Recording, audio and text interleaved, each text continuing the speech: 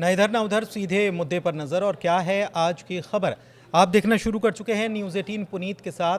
तो रूस और यूक्रेन के बीच जंग जारी है, लेकिन चल क्या रहा है, वहां से खबरें क्या निकलकर सामने आ रही हैं? क्योंकि पहले यूक्रेन ने कहा कि रूस ने हम पर अब तक का सबसे बड़ा ड्रोन अटैक किया है और रोज़ाना ड्रोन के हमले यूक्रेन पर हो रहे हैं। ये ड्रोन जो है, इनके बारे में कहा जाता है कि ये ईरान के शाहिद ड्रोन हैं जो कि तबाही यूक्रेन में मचा रहे हैं। यूक्रेन ने इसको पूरी दुनिया के सामने भी रखा, लेकिन अब रूस के ऊपर बीते 3 दिनों से लगातार यूक्रेन ड्रोन अटैक लगातार किए जा रहा है। हालांकि सवाल यह है कि इस बीच शांति वार्ता का क्या हुआ या सीज फायर का क्या हुआ, जिसको लेकर डोनाल्ड ट्रंप जो हैं वो आगे आए थे और उन्होंने पुतिन से बात की थी। तो इसी को लेकर खबर लेकर आए हैं, अपडेट लेकर आए हैं। मेरे सहयोगी आनंद मेरे साथ मौजूद हैं, सीधे उनके पास चलते हैं। और अभी की ताज़ा स्थिति क्या है रूस और यूक्रेन के युद्ध को लेकर, क्योंकि वॉर तो चल रहा है, लेकिन इस बीच शांति वार्ता को लेकर इंतजार कर रहे हैं लोग कि वहां से कोई खबर निकल कर सामने आए। बिल्कुल, देखिए ट्रंप तो काफ़ी दिन से, जब से आए हुए हैं तब से वो प्रयास में है कि युद्ध खत्म कर दिया जाए। और इसको लेकर के अभी बीते कुछ दिन पहले ट्रंप ने पुतिन से और जेलेंस्की से फ़ोन पर बात भी की थी, जिसको लेकर के खबरें आई भी थी सामने। लेकिन उस बातचीत में क्या हुआ इसकी स्पष्टीकरण तो नहीं हुई। लेकिन सीज फायर तो अब नहीं हो पाएगा, क्योंकि पुतिन जो है वो नए तैयारी कर लिए हैं, युद्ध के लेकर के नई तैयारी शुरू कर दिए हैं और युद्ध को विस्तार दे रहे हैं। विस्तार इसलिए दे रहे हैं क्योंकि अब यूक्रेन के बॉर्डर पर वो बना रहे हैं अपना सिक्योरिटी बफर जोन, जो सैनिकों के लिए बन रहा है। और एक तरीके से ये जो सिक्योरिटी बफर जोन बन रहा है, इससे बनाने का यही तात्पर्य होता है। और निष्कर्ष भी आप निकाल सकते हैं कि कहीं ना कहीं पुतिन अब ये समझ गए हैं कि सीज फायर नहीं, अभी युद्ध जारी रहेगा। तो बफर जोन का मतलब ये कि बस इससे यहाँ तक तो हमारा, और इसके आगे का जो है युद्ध इसके आगे ही चलेगा। मतलब इस तरफ कोई दाखिल ना हो, कोई दाखिल नहीं हो पाएगा। क्योंकि ऐसा हो रहा था ना कि यूक्रेन में भी यूक्रेनी सैनिक घुस जा रहे थे रूस में, अभी भी हो रहा है, ऐसा नहीं है। लेकिन अब वो, और पहली बात तो ये है कि 1 साल पहले भी 150 किलोमीटर तक का बफर जोन बना चुका है रूस। लेकिन अब फिर से बफर जोन बनाने की तैयारी शुरू हो गई है बॉर्डर पर।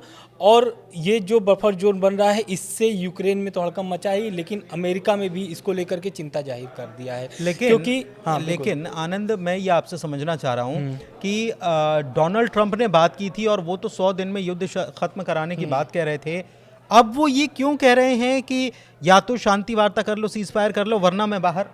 इसका मतलब तो उन्होंने हार मान ली डोनाल्ड ट्रंप ने। बिल्कुल, देखिए की शांति वार्ता के लिए 100 दिन का तो वो टारगेट लेके आए थे, और वो 100 दिन कब का बीत चुका है और उसमें अभी तक कोई निष्कर्ष नहीं निकल रहा है।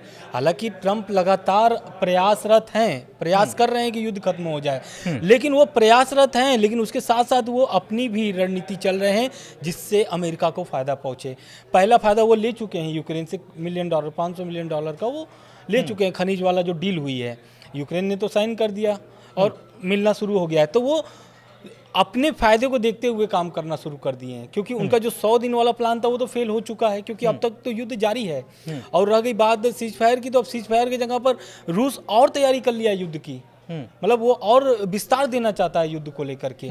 तो ये कहीं ना कहीं दिखाता है कि पुतिन झुकने वाले नहीं है। और रह गई ट्रंप की बात, तो ट्रंप अब क्यों कह रहे हैं कि हम बाहर निकल जाएंगे, क्योंकि ट्रंप भी समझ चुके हैं कि पुतिन को मनाना इतना आसान नहीं है, क्योंकि पुतिन भी वीटो पावर में ही आते हैं और उनके पास भी वीटो पावर है। उनके पास भी कई सारे देश हैं जो साथ खड़े हैं। तो कहीं ना कहीं ये ट्रंप जानते हैं। और जेलेंस्की की बात रह गई, तो जेलेंस्की से तो मनवा ही लेते हैं बात। नहीं, लेकिन जेलेंस्की कह रहे हैं कि भैया हमारा जो 2014 में हमारा जो इलाका था उसको कब्जा करके रखा है और वो आपको छोड़ना पड़ेगा, हम उसके ऊपर भी राज़ी नहीं है। इसके अलावा हाल के जो 3 साल के युद्ध में जो आपने हमारे इलाकों को कब्जा किया है वो आपको छोड़ना पड़ेगा। और उसके बाद यानी कि जो पहले स्थिति थी, जो पहले का यूक्रेन था, वो यूक्रेन होगा और वैसे शांति होगी। लेकिन पुतिन ने तो कह दिया कि 5 स्टेट छोड़ के बात करो तो फिर बात करेंगे। बिल्कुल, पुतिन ने तो यही शर्त रखी थी जब बैठक हुई थी, या फिर जो भी माध्यम बन रहा था। क्योंकि ऐसा भी हुआ था कि यूक्रेन को नहीं शामिल किया जा रहा था जब सऊदी अरब में हुई थी बैठक, उसमें यूक्रेन को शामिल नहीं किया गया था। उस समय पुतिन यही शर्त रखे थे कि, मतलब रूस ने, कि शर्त यही है कि जो अभी की लड़ाई शुरू हुई है, जो लगभग 3 साल से युद्ध चल रही है, इसमें जो कब्जा हुआ है मैं उसको छोड़ने के लिए तैयार हूँ। 2014 वाला मामला मतलब मत उस पर उठाइए। बात करेंगे, तैयार हाँ, भी मतलब बात तैयार इन करेंगे द सेंस की बात करेंगे, उस पर बात बनेगी। और क्योंकि ऐसा नहीं है कि खाली रूसी कब्जा किया है, यूक्रेन में भी बहुत सारे, यूक्रेन के पास भी बहुत सारे कब्जे वाले लेकिन इलाके हैं। अभी ताज़ा खबर ये आई थी कि जिस इलाके को यूक्रेन ने कब्जा किया है, उसके बाद फिर वहाँ पर रूस ने वापस उस इलाके को कब्जा करके और वहाँ पर पुतिन पहुँचे भी थे। हाँ, लेकिन बिल्कुल, एक क्रिमिया चीज़ और है कि अभी ये शांति वार्ता या सीज फायर को लेकर तमाम यूरोपीय देश जो हैं उन्होंने चेतावनी भी दी थी कि आप या तो शांति वार्ता करने के लिए पुतिन को तैयार होना चाहिए बिना किसी शर्त के, वरना हम अपने हथियार जो हैं वो यूक्रेन को पहुंचाने का काम करेंगे, जिसमें तमाम फ्रांस और जर्मनी और बाकी देश जो हैं उन्होंने कहा था, पोलैंड ने भी कहा था कि हम हथियार देना शुरू कर देंगे और सैन्य सहायता देना शुरू कर देंगे अगर आपने किया। बिल्कुल, देखिए ये बैठक हुई भी थी बिना शर्त के, पुतिन ने अलाउ भी कर दिया था बातचीत के लिए सीज फायर को लेकर के। अभी जो बैठक हुई थी पिछले दिनों में, बिल्कुल तुर्की में बातचीत हुई थी, उसमें जेलेंस्की अंकारा में रुके भी थे, तुर्की में बैठक में नहीं गए थे, लेकिन वो अंकारा में रुके हुए थे, वो बैठक में नहीं शामिल हुए। उसमें बिना शर्त पुतिन ने ये चीज़ किया कि क्योंकि उनको भी पता है कि यूरोपीय देश के पास भी क्या शक्ति है, अगर क्योंकि नाटो में अगर शामिल होना है यूक्रेन को, पहले तो वो मना करते हैं भाई कि आपको पहले तो नाटो में नहीं शामिल होना है, और ये बात अमेरिका ने भी कर दिया है कि यूक्रेन नाटो में नहीं शामिल होगा। क्यों नहीं नाटो में शामिल होगा, ये सबसे बड़ा मुद्दा है, क्योंकि अभी जो ट्रम्प प्रशासन है, जो ट्रम्प अभी आए हैं, क्योंकि ट्रम्प नाटो से एकदम नाखुश है, बिल्कुल बोले हो गया, मतलब हाँ वो नाखुश है, और इसका फायदा पुतिन समझते हैं और जानते हैं कि नाटो को कैसे तोड़ना है, क्योंकि नाटो एक ऐसा शक्ति है कि अगर किसी भी एक सदस्य पे हमला होता है तो वो उनका जो आर्टिकल है, आर्टिकल 5 हिसाब से सारे मुल्क एक साथ अपने खिलाफ बिल्कुल वॉर करेंगे और उसको मानेंगे। और ये नाटो से, मान लीजिए जैसे अमेरिका है, अगर अमेरिका पे हमला होता है तो अमेरिका चलता भी कहीं है तो 32 देशों की सेना को लेकर के चलता है। तो कहीं ना कहीं ये पुतिन जानते हैं कि ये बहुत अच्छा मौका है नाटो को तोड़ने का। अभी बात रह गई अब फिनलैंड की बात। ट्रम्प साथ देंगे क्या?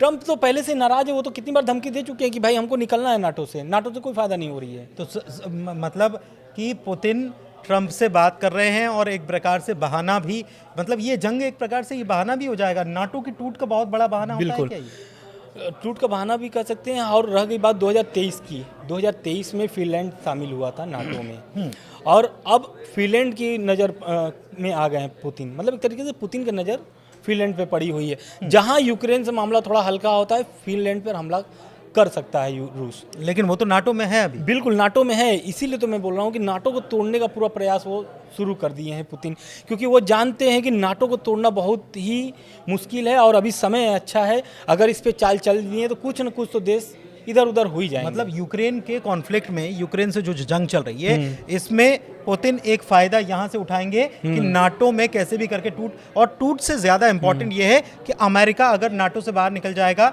तो मेन मेंबर अगर सरदार ही बाहर हो जाएगा तो फिर बाकी के कैसे संभालेंगे? बिल्कुल, क्योंकि जाहिर सी बात है अमेरिका सबसे मजबूत देश है नाटो में, तो और ये जानते हैं कि ट्रम्प अभी नाराज चल रहे हैं नाटो से, क्योंकि वो पहले से ही बोलते आ रहे हैं खर्चा हमारा सारा खर्चा ज़्यादा लग रहा है, और ये बात उसी समय बोले थे जब यूएन में अमेरिका ने पहली बार रूस के पक्ष में वोट किया था, तो वो बोले थे, क्योंकि जाहिर सी बात है आप इतना 3 साल से देख रहे हैं कि अमेरिका, अभी भी अमेरिका यूक्रेन का सपोर्ट कर रहा है, लेकिन जब बात यूएन की आई तो वहाँ पे रूस के पक्ष में वोट हुआ था। तो ये कहीं ना कहीं जानते हैं पुतिन कि रूस जो अमेरिका है वो नाटो से खपा है। हाँ, अभी खेल रहे हैं, अभी पहली टेस्टिंग भी हुई है इसको लेकर के, पहली टेस्टिंग उन्होंने किया भी है, रूस ने किया भी है, इसको लेकर के बहुत सारी रिपोर्ट भी आई है। रिपोर्ट में ये दिखाया भी गया है कि कैसे रूस नई सैन्य मतलब अभ्यास शुरू कर दिया है, एक सैन्य पोस्ट भी रूस ने किया है। तो कहीं ना कहीं ये जान रहे हैं कि दबाव, मतलब एक तरीके से पुतिन भी तो कोई आम व्यक्ति थोड़ी ना है, वो भी तो, उनके साथ भी बहुत सारे देश शामिल है, तो उनको भी पता है कि चाल कैसे चलनी है। ठीक है, कुल मिलाकर ये हम कह सकते हैं कि पुतिन बहुत धीरे धीरे ठंडा करके इस पूरे वॉर गेम में एंजॉय कर रहे हैं।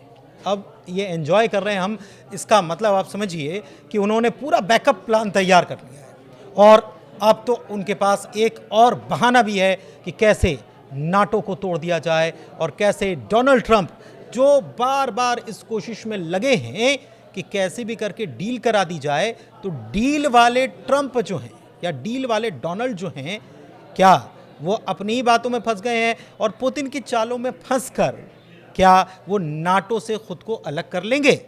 ये एक बड़ा सवाल है, लेकिन फिलहाल तो रूस और यूक्रेन के बीच जंग जारी है और पुतिन ने कह दिया है कि अभी तो हम थमने वाले नहीं हैं। फिलहाल इस चर्चा को यहीं समाप्त करते हैं। चर्चा कैसी लगी ज़रूर बताइएगा कमेंट के माध्यम से। हमारे चैनल को लाइक कीजिए, सब्सक्राइब कीजिए। धन्यवाद। धन्यवाद।